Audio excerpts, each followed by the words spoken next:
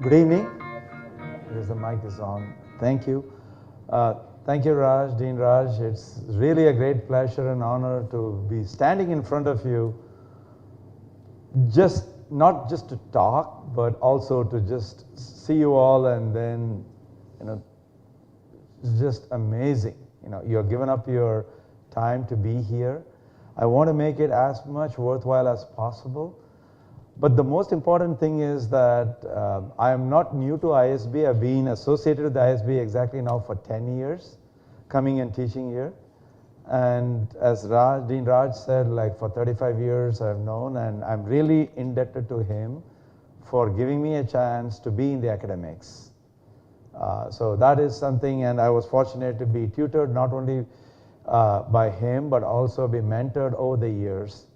And he is the one who has given me constantly opportunities, and here also has given me an opportunity to share my research with each of you, and so on. So let me get to the research idea that I'm going to present today. The idea is engagement. But what is engagement? I'll give you a brief overview, and then I'll tell you the story behind it, why I engaged in this research of engagement.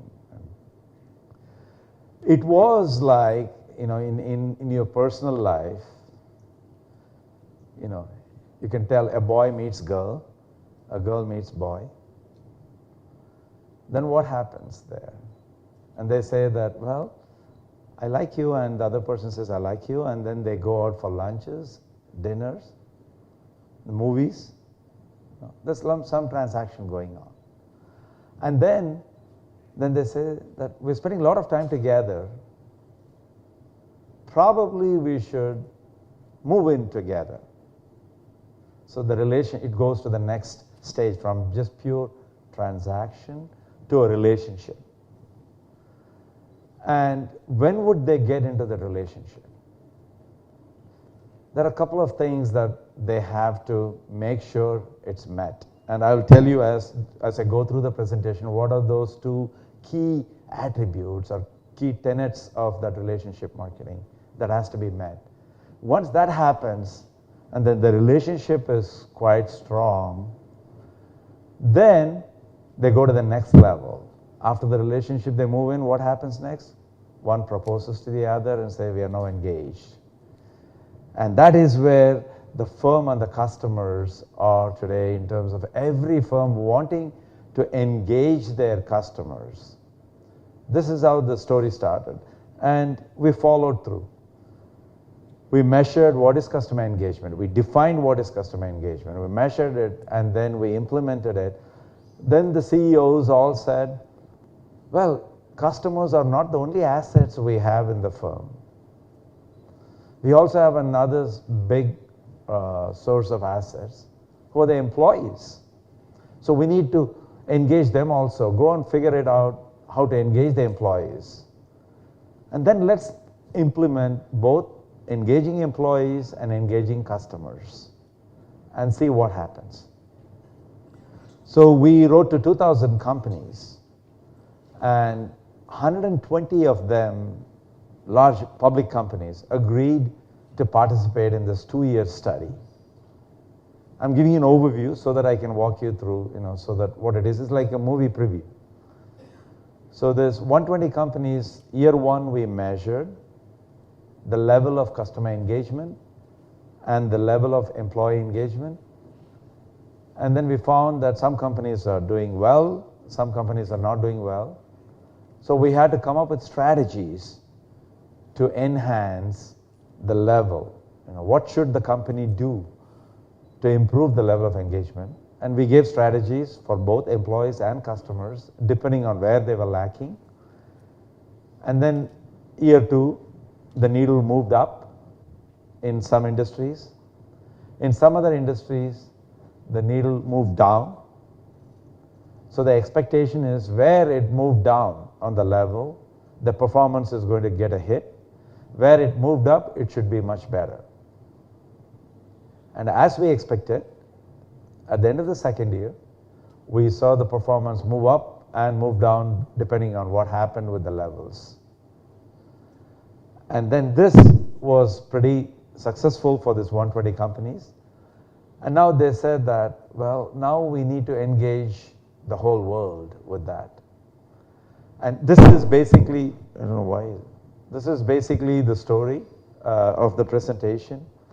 So we discussed some of these final concepts. So let me walk you through as what it is. And then I guess the structure is then we'll open it up to the floor for questions, and then I'll be able to answer each one of yours. So the flow is like we have first, what is engagement? What is that concept? Why is that important today?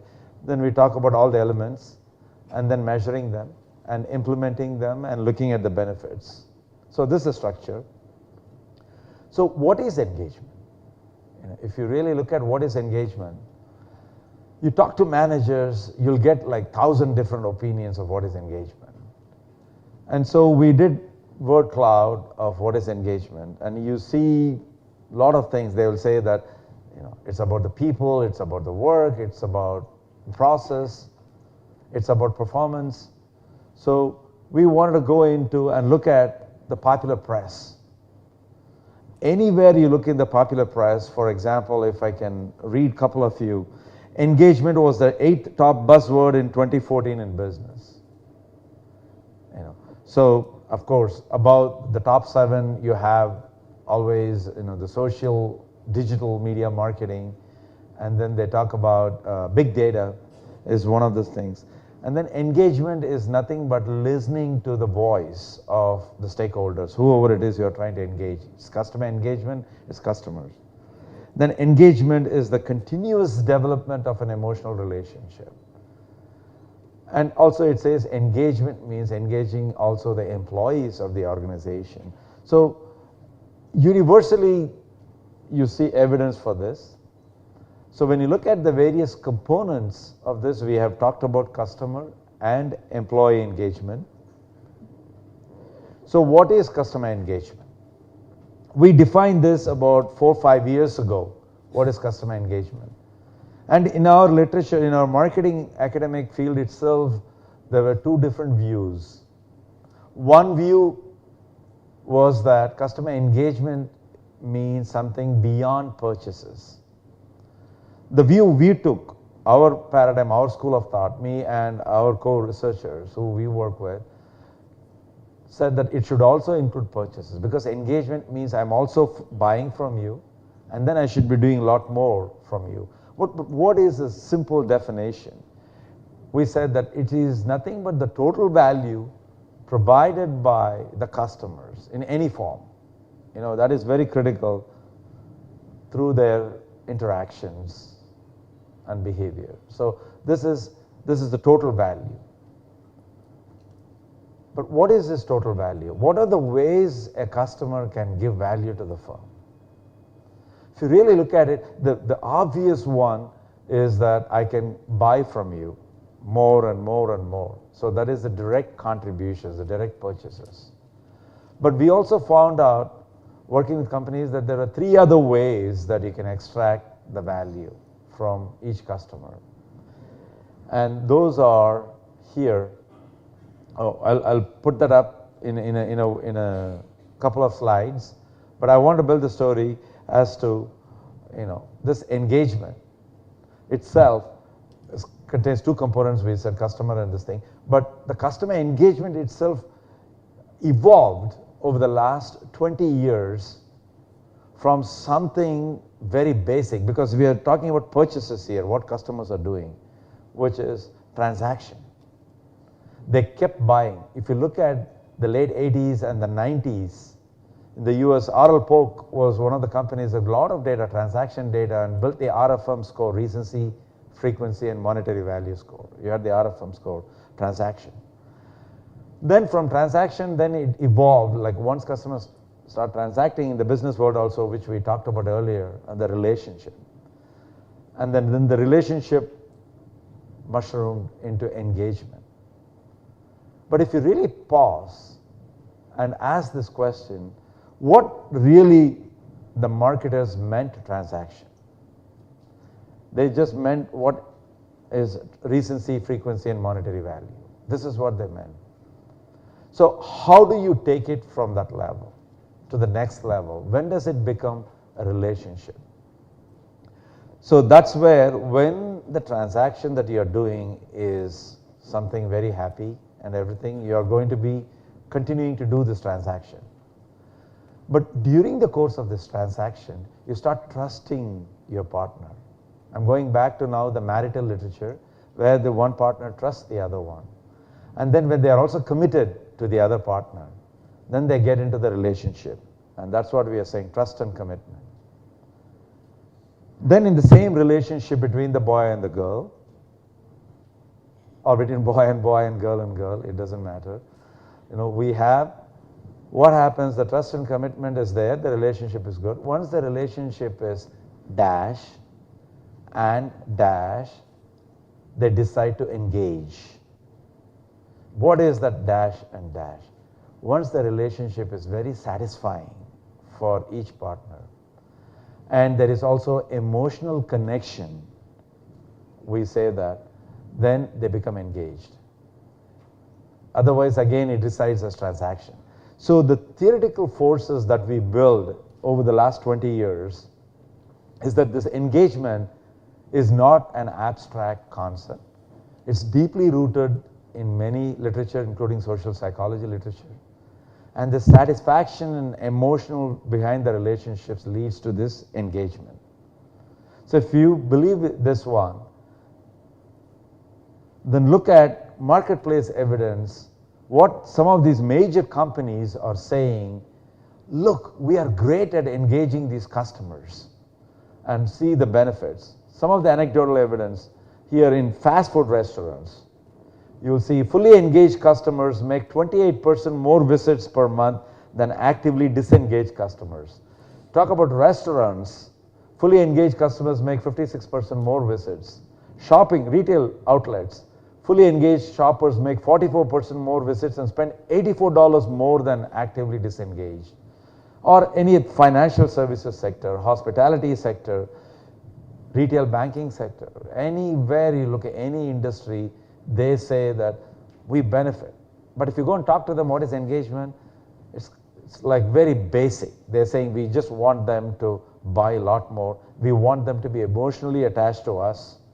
And whatever we provide to them, we want them to be satisfied. So the tenets of engagement is valid. They all say that. But they're just satisfied with just buying aspect of it. So, but what we say as customer engagement, the components, is that there is a direct contribution, which is customer lifetime value. And then there is indirect contribution also, which is a customer can be your evangelist, advocate in bringing more customers to your organization. And this is done by Sprint in the US as, I'll give you $20 if you bring in a new customer. And the new customers joining also gets $20. Bank of America says, I'll give you $75 if anybody opens a new account.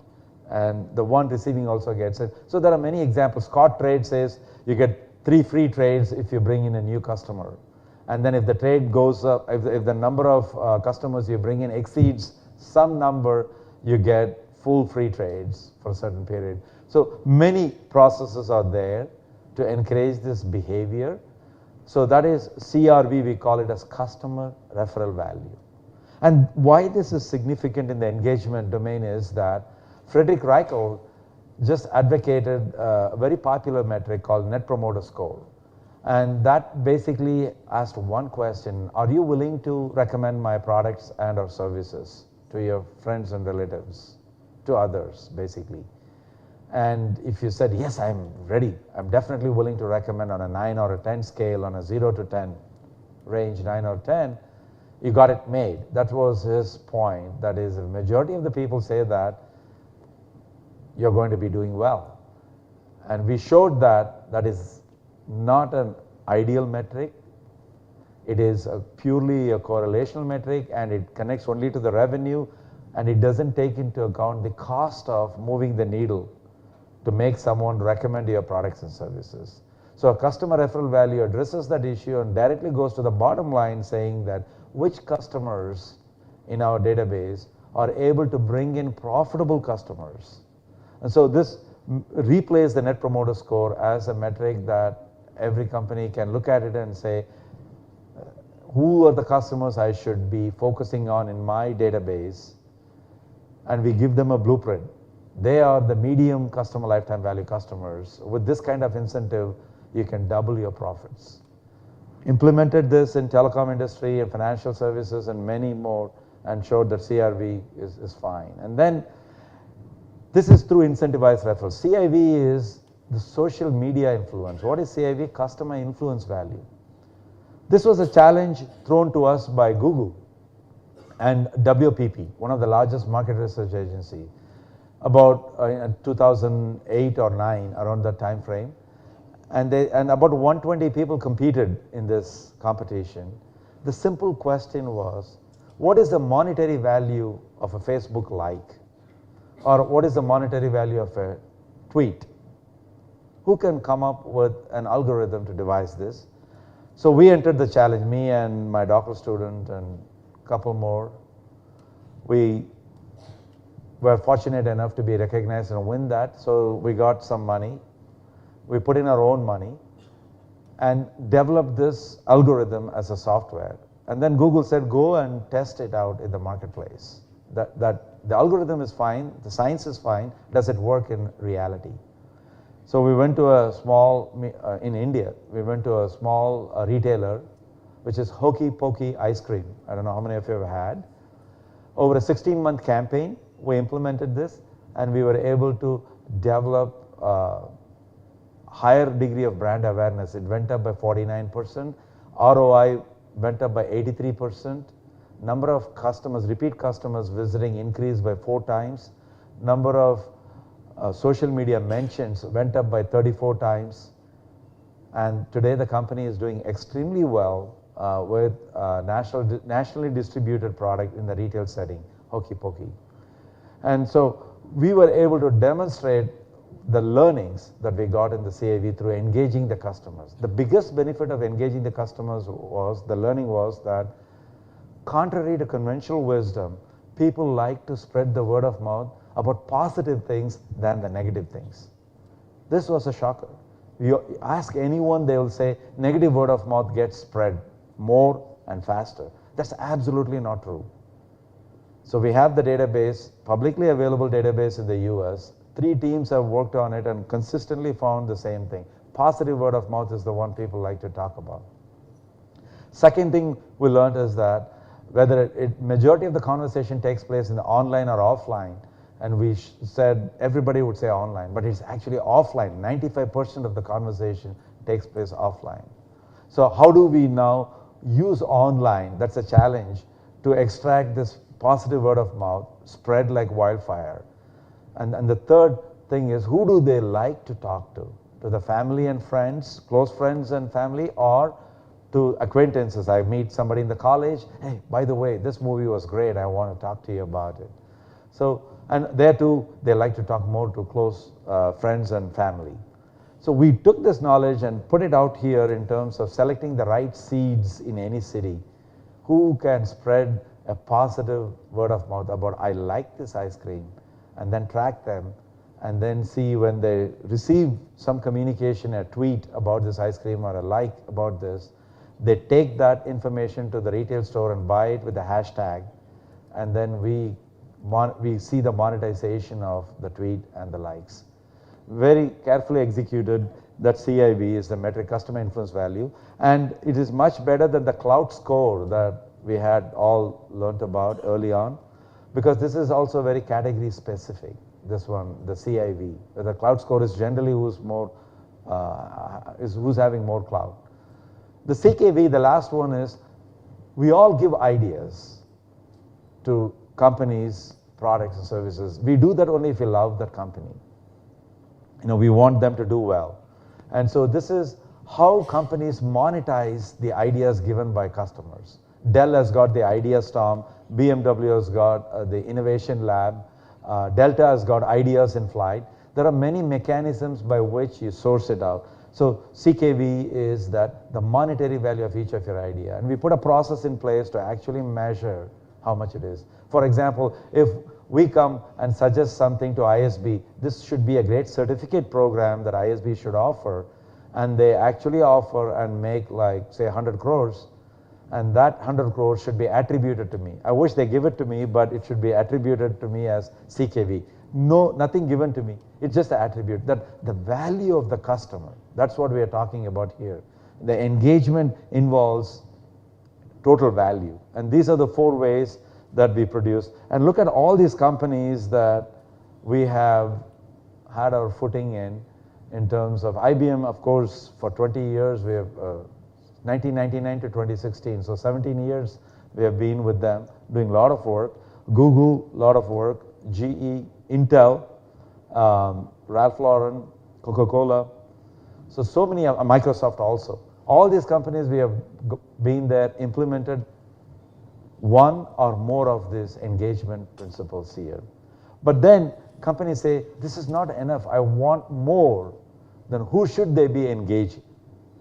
And that's where, when they say more, we clearly see here, Gary Kelly, who is the CEO of Southwest Airlines, says that, forget the customer. For me, it's the employees that matter the most. So employees will take care of customers, and customers will take care of the company and its investors.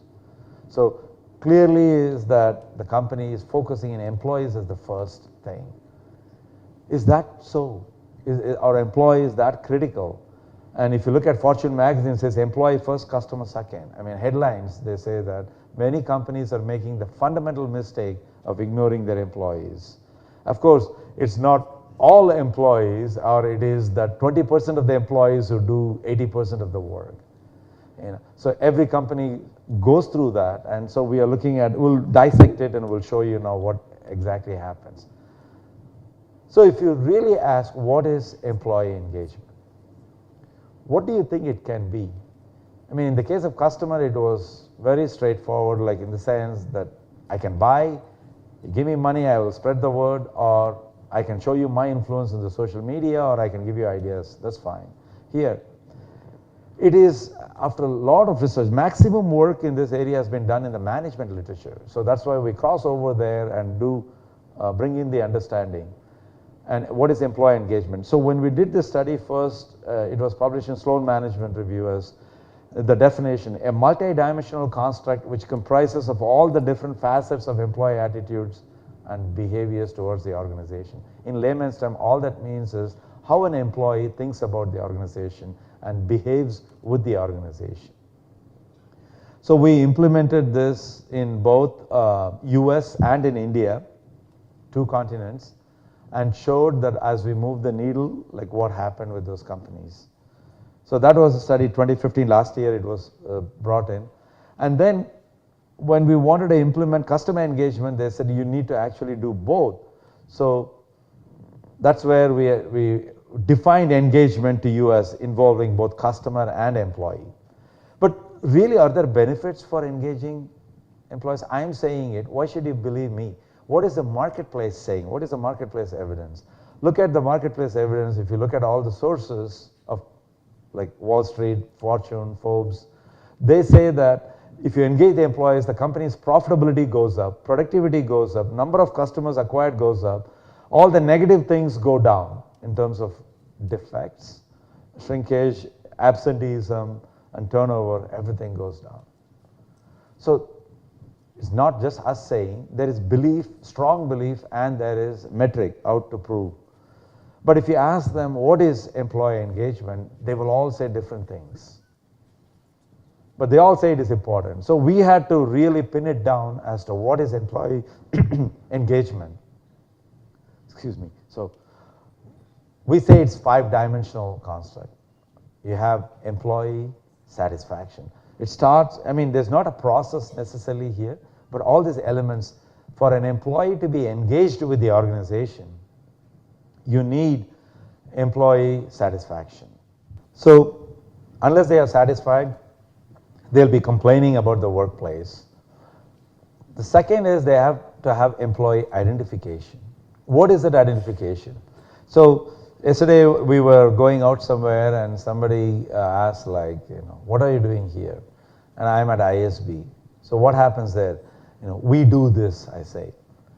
So we, rather than saying ISB does that. So that is the biggest difference. Any employee saying that if they work for Google, saying Google does that or Apple does that, that means they are not identifying themselves with the company. So employee identification is very critical. Then the next one is employee commitment, that they have to be committed. What is the way that commitment is manifesting in the business? 4:55. Suppose they are supposed to work from 9 to 5, 4:50, 4:55. If they just look at the clock, waiting for 5 o'clock to happen and then get out, completely it shows a lack of commitment. And many employees just come, punch in the time card and go. The commitment is lacking. So employee commitment is one of those. Employee loyalty. And employee loyalty is that they come, join the organization, and from the beginning they'll be scouting what other jobs I can apply to, and frequently they will be looking for better jobs to switch around. Not only that, they will also be willing to share the company's secrets or strategies, that there's no loyalty in them. So that is also one of the elements that the marketplace, the literature all talk about. We need really loyalty to be part of engagement. And then employee performance, that what is the point in having an employee who's identifying with the organization as loyal but is not delivering anything?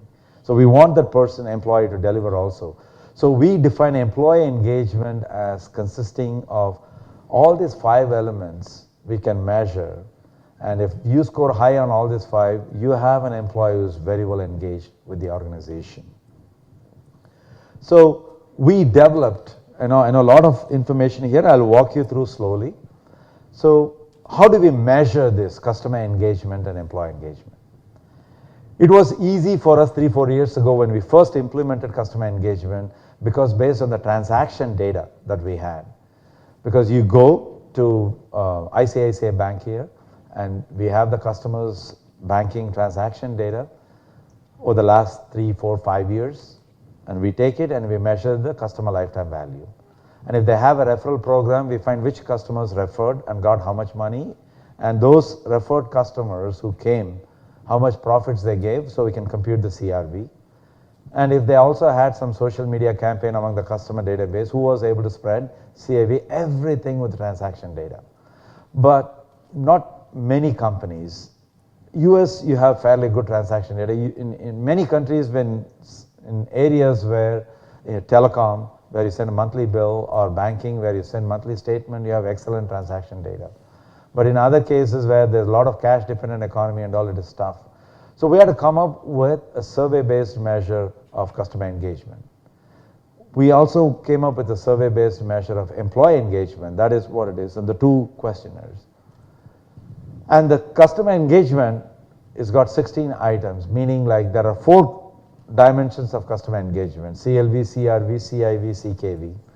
And each of them had 4 items, just to make sure that it's reliable and it's valid. And so you have 16 items, and if they are measured on a 1 to 5 scale, Likert scale, strongly agree to strongly disagree, 1 to 5 scale. The lowest score is 16, the highest score is 80. 16 times 5, 80. That's the range. And when we do this study for top brands worldwide, 16 to 80, you see many of the brands coming in the range of like 35, 40. That's the range you get, 35 to 45. Not a single company stands out as having engaged their customers all the time, unless they are smaller size companies.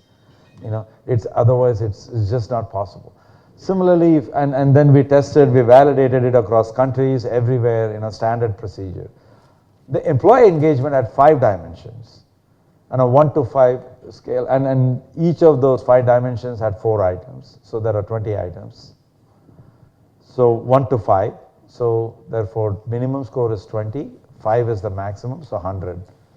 Again, if you look at the employee engagement, it also were somewhere like 40 to 50 range, most of the companies.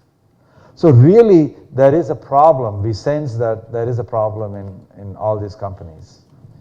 So how does it work? So once customer and employee have been measured, how do they work together? So we say this is the strategy, this is what customer engagement is. It's got 4 dimensions, and we know what is employee engagement. And we clearly say that, and the literature also says that as you engage the employees, customers also will become engaged. And you can see that as Delta Airlines started making a lot more money in the last couple of years, $1 billion plus profits, their employees are very well engaged. As a result, the customers are also engaged with Delta because you see it's good to fly with an airline like that, and so you have this employee. But would the employee engagement effect on customer engagement stay the same if it is a B2B industry versus a B2C, business to consumer and business to business? Or would it be the same in a service industry versus manufacturing? So we asked these questions because in our database we had many companies that are wanting us to do this. Some of them were services, some of them manufacturing. Going in, we had to promise them something. You'll see a benefit, but can we promise the service industry, service firms will get more than the manufacturing, and the B2B will get more than B2C? And we argue, provide theoretical statements for this. And one important element that is critical here is that unless you empower your employees to take actions, this path is not that great. This path is enhanced. The effect of employee engagement on customer engagement is enhanced when the employees are empowered. So that's what you clearly see here. This is the engagement framework, that if you have to put in your organization between your customers and employees, this is what you need to measure this, you need to measure this, and then you can relate that once I have this score, higher the score of this, higher will be my customer engagement, but it will be a lot more in a B2B and in a service when the employees are empowered. So, but just this alone is no good to us, isn't it? Because every CEO and CMO, CFO is looking at, I did everything you asked me to do. What happens to my company performance? So that's their question typically they ask. So what exactly does this mean, this engagement framework? So now I have to give you a formal definition of what engagement is, which is, it is nothing but the attitude, the behavior, and the level of connectedness among customers. Again, it is the level, attitude, behavior, and the level of connectedness among the customers, between one customer to the other, between employees and customers, and then between customers and employees with the firm. That is what, like how much they are engaged with the firm. So we need to see the connectivity between employees and customers. We need to see the connectivity between employees and the firm, customers and the firm. That is the customer engagement and the employee engagement. But then between employees and customers also employees affect the customers. And then within customers also they bring more people and they talk about, spread the word of mouth and so on. So we define this. Once you define this, then how does it work in linking to the firm performance?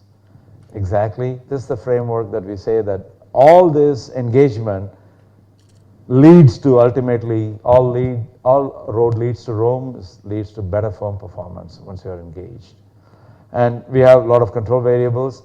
The study just came out in Journal of Marketing Research just now, but the idea is, this is what it is, a very simplistic framework, but powerful only because when you see how it works, the reason it's powerful is you have customer engagement, you have employee engagement, and if you have the levels, if you see from low profits to high profits, look at the biggest difference between a disengaged employee and if you have a disengaged customer, the profits are rock bottom. But if you have super engaged employees and super engaged customers, profits exponentially increase. So here is where I want to draw a parallel. Suppose it's a not-for-profit organization. That's one example let's take. Let's take hospitals. And if you have the doctors and then you have the patients, it's like the analogy for the employees and the customers. Now you need to engage them. And the hospital's looking at making more money. If it's a private hospital, probably yes, but if it's a public hospital, social welfare, they look at it. So do these patients come back or do they go back cured? So what are the compliance when they are engaged well, and what is the cure rate? And so we have metrics specifically by each industry. It doesn't have to be that when you are engaged, it has to be profit. It can also be other metrics depending on the industry. If it is a not-for-profit, a charity organization, we look at how well the employees are engaged, the donors are engaged. It talks about the donations there. So it's just, so think broadly beyond just what, we talk about firms. That is just the context that I am showing you. But in terms of our implementation, it has also been done in multiple other ways. Educational institution. You can talk about each, go to the department level, go to the marketing department in ISB, and then say the marketing head, assuming there's a head, is focusing on how do I engage my faculty? How do I engage the students who are taking marketing electives? Let's basically look at that. Let's look at the other services that are provided by ISB. How are the members of that unit engaged? So it starts at the bottom. Each of those units, as they focus on engagement, collectively it goes to the top and you get engaged at the highest level. So the total score goes up there. So how do we implement this now? So we obtained about 2,000 companies, publicly listed stockbroker, and they gave us 2,000. We contacted them, and we contacted the HR managers within those firms. Average response. So from 2,000, I'm just getting to the bottom of this, but 2,000 we contacted. 2-3 times, we made telephone calls and then wrote to them, and of course, we had some known people. 120 firms finally agreed to participate. Of the 120 firms that agreed to participate, you had 67%. When we sent the questionnaire to the employees to get each of these firms, send out this link to your employees, let them fill it out. On the average, we had 67% of the employees filling it out. Similarly, we told the companies, send it to your customer base, this link, let them participate in this study. And we found 32% of the customers responded on the average across B2B and B2C. Again, it goes back to what is the definition of a customer? This is very interesting. If I ask you randomly, anybody, and ask you this question, you bought a Dell laptop or HCL laptop or HP laptop last year, 15 months ago, and you're using it right now. So are you Dell's customer? And they'll say, yes, I am. I'm using it. I'm Dell's customer. But to me, you're not Dell's customer because you're not giving revenue to them. You gave revenue 15 months ago. The warranty period is over 90 days, no liability, nothing. You're a prospect now for the next time, but you're not their customer. So the world is like 95% of who they have, they're not their customers. Only in a contractual situation you can call them as customers. So how do you even say that, as a customer, how many customers? But they'll say, okay, I'll send it to who all have bought from us in a time period, maybe in the last 1 year or 2 years. Because it is a probabilistic scenario, it's never a deterministic that you are my customer or you're not my customer. So that's a big debate, and it's very well resolved in the literature. We call it now, what is the probability that somebody will buy from us? And so you have this kind of response rate. Measured this with 120 companies at 2 different time periods, August 2013 and August 2014. And we had 120 firms. This is the breakup. 62 were B2B firms and 58 B2C firms, 52 manufacturing firms and 68 service firms. So among this classification, 120 is divided by this way, and among this classification, 120 is divided by this way. And so they're all large companies with 5,000 plus employees and operations in the US for this implementation. So how does it work? So let me tell a story here. So first, when we measure August 2013, this 120 companies, we found for each company What is the average level across all employees? You get an average level of employee engagement. Across all customers, you have average level of customer engagement. So for every one company among the 120, you have an average number, one number of employee engagement, one number of customer engagement. And you take a median split, like you have 20 to 100, so somewhere you take the cut, 60, 20 to 60, and then 60 to 100. Take midway, mean, or median, any which way you slice it. You see that we get 4 boxes here. That is, there are some companies which score low, below the median on employee engagement, and below the median on customer engagement.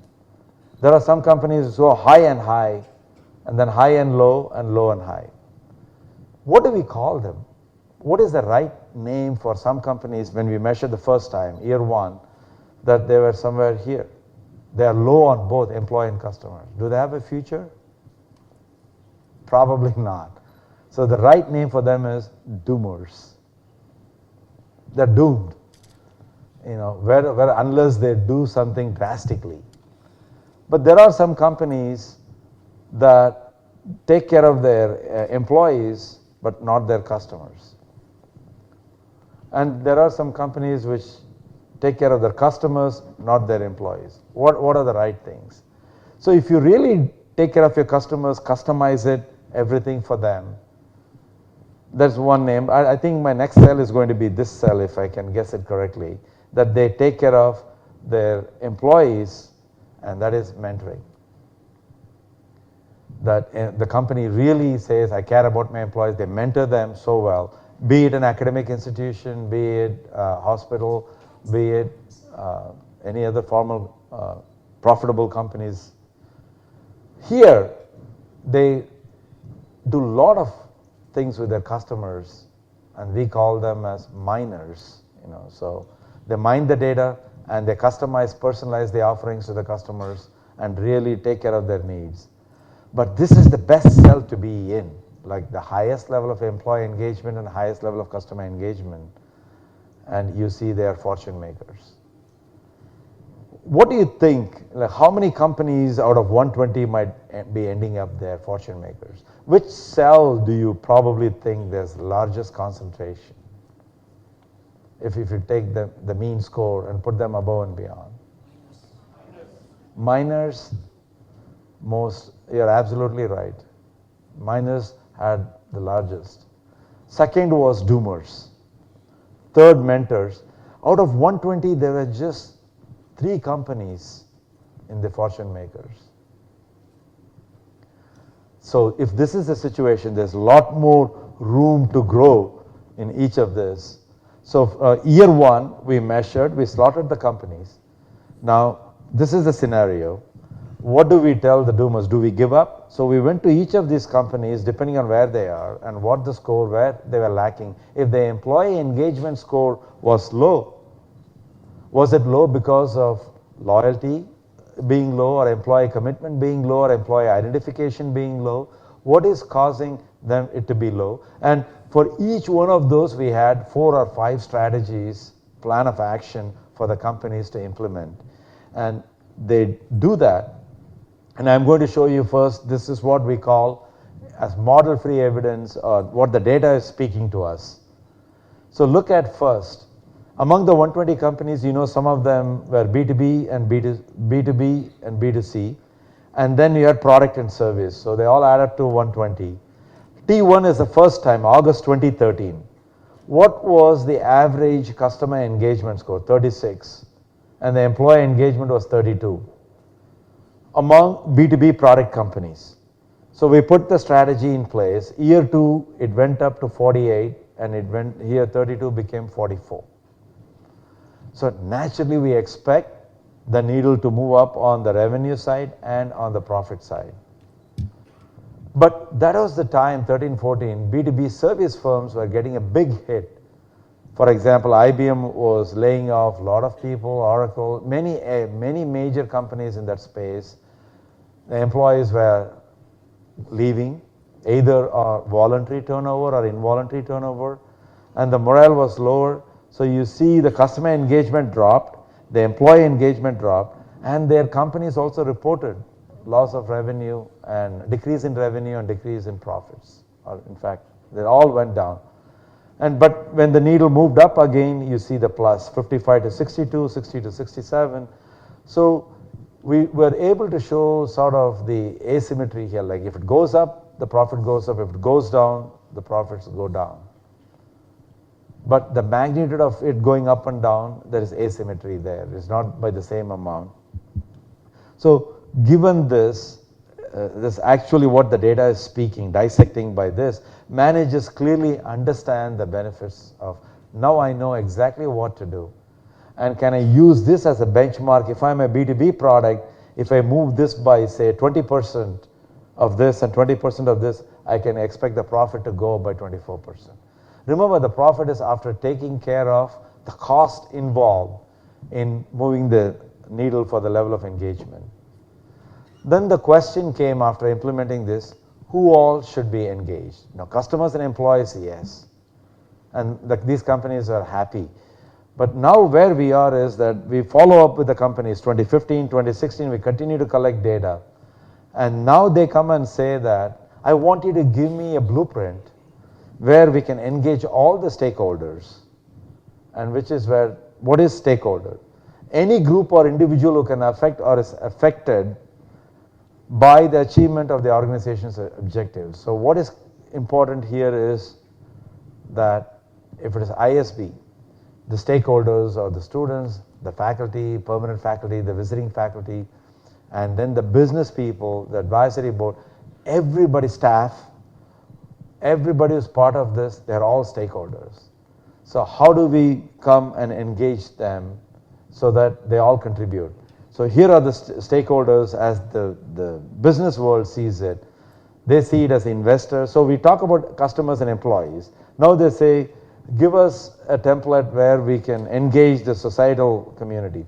In fact, today, the biggest initiative in American Marketing Association is marketing for a better world. What does that mean, marketing for a better world? They're saying that it's enough of we as marketers telling companies you make money, make money. You make money, but also make sure that there is societal welfare is also there. And so the theme of our next annual conference in 3-4 months is that, and it is the same theme that is going for the next 2 years. Marketing for a better world. And that happens when you engage all these stakeholders. So what does that mean? How does that work? So now if you say I want to implement this, engaging the stakeholders, now that we need to engage, what should the top management do? So now they should think, and at the top management level, the orientation that they bring in should be something different. And so we talked to the managers in about 23 or 24 countries as, now you want to engage, you're saying. So what does that mean? What all processes you got to put in place, and who are the people you want to engage? So we interviewed managers. We reviewed the literature on orientation about, like, there are 20 orientations there, like how it evolved. And the last 2 orientations prior to this are market orientation, most popular one, and then to interaction orientation. Now we are advocating something else, a new orientation. And that is what is going to help implement the engagement strategy. And then we also looked at the popular press. And then we come up with this engagement orientation. For engagement strategy to be implemented, you need engagement orientation. Again, in layman's term, all that means is that any company, any unit that is doing business, for profit or not for profit, should look at putting a processes in place so that this automatically gets done, this engagement. How does that work? So let's look at this, the engagement orientation the company is putting together. And because of that, the process management is that they look at a mechanism to engage the customers, meaning they should have a referral strategy, they should have a Facebook page where people can post comments, blog. And in fact, we did that with the music artists. We took 36 music artists from the top 100 Billboard chart in the US, the top 100 on a weekly basis. And we've tested this, engaging their customers in multiple forms, that you go to the Beyonce's Facebook and put a comment, and then how many fan followers Beyonce has got. And this is one thing. And the last one is how many people go and sample Beyonce's new album in her webpage, in her Facebook page. Just engaging these customers in multiple forms. Come to the website, post a comment, sample the music, and spread the word of mouth about it, and also tell other friends to join more in number. That act itself raises the sales of the album sold by this music artist. Again, this study is just coming out in the next issue of one of the major journals, and so we keep on showing this evidence, empirical evidence, in another industry, music industry. So engaging employees, you have seen the thing. Engaging customers, you have seen it. Now these three, we have developed the model to engage each of this. And what happens when they engage? See, this is another thing that's been omitted in the literature in a large scale, not talked about much. They all say that if you have a great orientation, then you're going to perform well. But they never show why they perform well. What is happening through this orientation implementation is that you create efficiencies, process efficiencies. There is cost efficiency that comes because of engaging. Example of cost efficiency is low employee turnover. Therefore, you don't have to go through this recruiting process repeatedly, and the training of new employees. And we can tell you, in a sales organization, this is humongous. They spend $800 billion annually training salespeople because of the salesperson turnover. And we can really solve this with this kind of an engaged orientation. So then there is technical and service efficiency. Because of this efficiency, then you see that firm is able to perform better, controlling for whether it's a big firm or a small firm. So where we are today is, we have done that employee and customer engagement in 120 companies.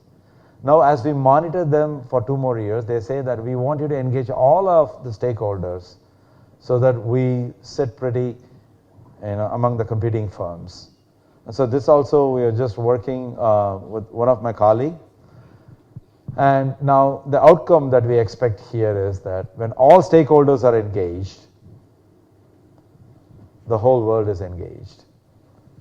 And in fact, this is the mantra that our new president-elect is going to follow also, that how to engage every member of the community in different ways so that the whole world is engaged.